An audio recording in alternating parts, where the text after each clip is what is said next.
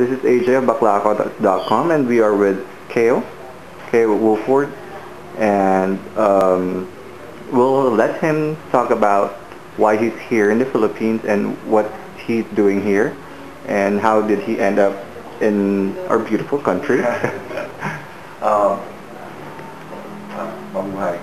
Hello. I'm here to do and perform my one-man show, Island. And it started off Broadway and with my theater company. And it has been on tour for almost 2 years now. And with the connection of Mai and Ernest Escaler, they thought that it might be a great idea because of the content of the show. My mother's Filipina, that it would be a really interesting place to perform.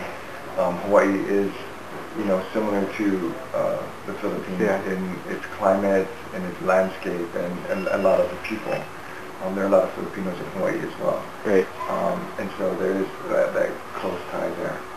Okay. Can you tell us more about Island?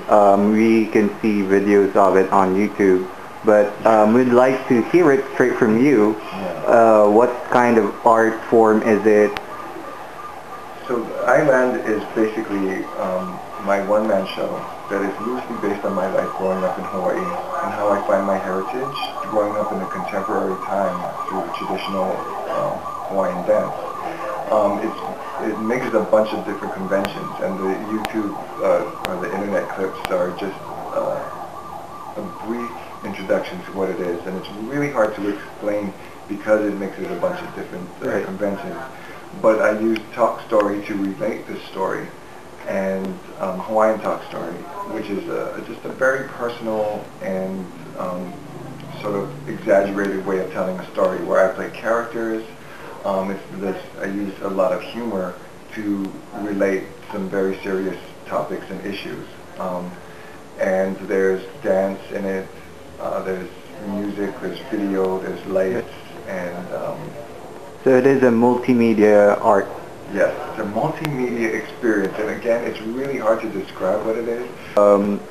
How do you react to the stereotypes of hula dancers being just females, and also in connection to that, the stereotype that men who are hula dancers who are male are either too effeminate, homosexuals, not that there's something wrong with that, or like what we see in the movies or in television, big, healthy, if we can say that, men, and there's nothing wrong with that too. That's right. So how do you react to these kinds of stereotypes? I think when Roberto, the director, first approached me about doing the show, doing a show, I kind of, brushed her off at first, and I didn't really want to do it. But she impressed me, and finally I gave in because I didn't know what I wanted to say, and I wasn't sure if anybody would care what I had to say. Right. But she thought that the story of just my sort of background was very interesting, and one that people were not familiar with, but could still relate to. And so when we first started the concept of the show, I didn't know exactly what it would be, but I knew that I wanted to portray hula in the way that I knew it, because I am a hula dancer. And I was living in New York at the time, and like you said, people's concept of what hula was, what hula was, were those stereotypical images that they see, in ads or at a hula show, or like in the movies or on TV, where it's really a bastardized version, and not even, it is a part of our culture now because it's part of the cultural landscape. Right. But it does take our tradition and misuse it and misrepresent what the true art form is. And it is an art form. It was originally designed or performed as a religious ritual, and only certain people were allowed to dance hula. And just like in any sort of religious ceremony, there are the people who attend and then the people who actually perform the ceremony. Oh. And the hula dancers were the ones that actually performed it for the deity, the nature, the royalty, whatever.